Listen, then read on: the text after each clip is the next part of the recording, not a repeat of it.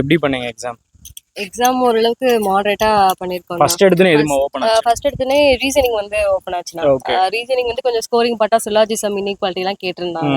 அப்புறம் certain person வந்து கேட்டிருந்தாங்க. அது கொஞ்சம் கரெக்டா போற மாதிரி இருந்துச்சு. கொஞ்சம் கன்ஃபியூஸ் ஆயிடுச்சு. எனக்கு லேக் ஆஃப் பிராக்டிஸ் இருந்ததுனால கொஞ்சம் ஹெல்த் இஷ்யூஸ்னால பிராக்டிஸ் சரியா பண்ண முடியல ஒரு லாஸ்ட் 10 டேஸா. அதனால கொஞ்சம் டச் விட்டு போன மாதிரி ஆயிடுச்சு. எனக்கு ஸ்பீட் வந்து வரல எக்ஸாம்ல.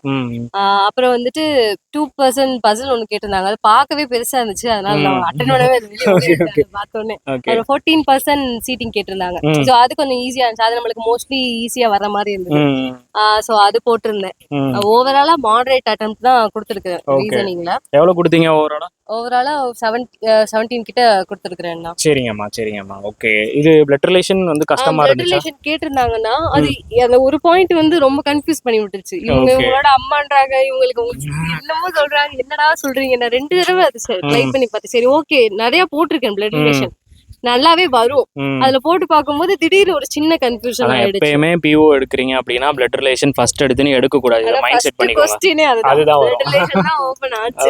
அதனால ஃபர்ஸ்ட் எடுத்தோனே அட்டெண்ட் பண்ண வேணாம், நமக்கு வரும் அப்புறம் அட்டெண்ட் பண்ணிக்கலாம். 3 क्वेश्चन கேட்டிருக்காங்க அதுல அப்படினு சொல்லிட்டு பின்னாடி போயிட்டு வந்தேன். 2 தடவை சரி இதாச்சும் வரட்டும், டைம் இல்ல, இத மட்டும் சால்வ் பண்ணி பாப்போம்னு சொல்லிட்டு உட்கார்ந்தேன். அப்படின்னு அது சால்வ் பண்ணேன்.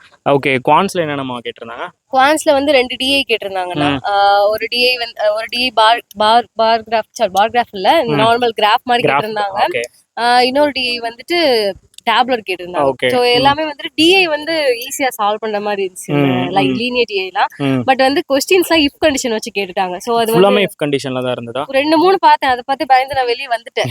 அவ்வளவு டைம் அப். சரி இதுக்கு மேல இத நம்ம சால்வ் பண்ணிட்டு போறதுக்குள்ள லேட் ஆயிடும் அப்படின்னு சொல்லிட்டு சரி அப்ளிகேஷன் பக்கம் போலாம்னு சொல்லிட்டு போனேன். அப்ளிகேஷனுமே வந்துட்டு கொடுத்திருந்த சம்ல ஒரு 3 சம் கிட்ட அட்டெண்ட் பண்ற மாதிரி இருந்தது. ஆனா நடுவுல போய் சுத்தி விடுற மாதிரி क्वेश्चन சிம்பிளா இருந்தது. பட் வந்து கொஞ்சம் சுத்தி கொஞ்சம் ட்விஸ்டடா இருந்தது.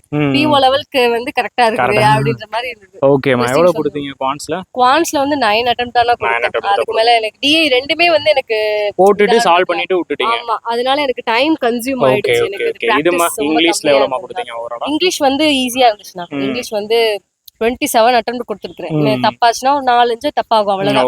மத்தபடி ஓரளவுக்கு அக்யூரசி மெயின்டைன் பண்ணிருக்கேன். இங்கிலீஷை பொறுத்த வரைக்கும் இங்கிலீஷ் நல்லா பண்ணிருக்கேன். Okay, super. All the best. மெயின்ஸ்க்கு படிங்க.